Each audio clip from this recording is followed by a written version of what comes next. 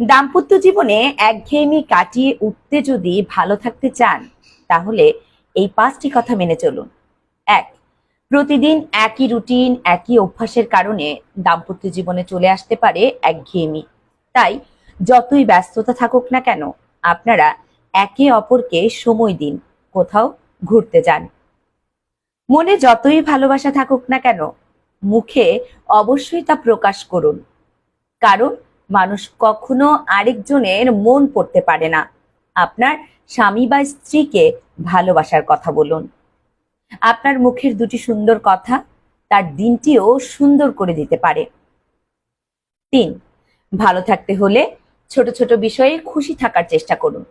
জীবনের ইতিবাচক দিকগুলো খুঁজে বের করুন, এতে ভালো থাকবেন আপনারাই।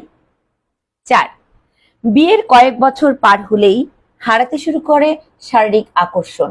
তাই দুজন দুজনের প্রতি আকর্ষণ ধরে রাখতে নিজেকে ফিট রাখতে পারেন, এতে ঘনিষ্ঠতা থাকবে এবং একঘেয়েমি দূর হবে। আপনাদের দুজনের প্রতিদিনের ঝগড়াঝাঁটি একটা সময় বড় অশান্তির কারণ হয়ে দাঁড়াতে পারে। তাই ছোট ছোট ঝগড়াই এড়িয়ে চলুন, ছাড় দিতে শিখুন, দেখবেন ভালো থাকছেন।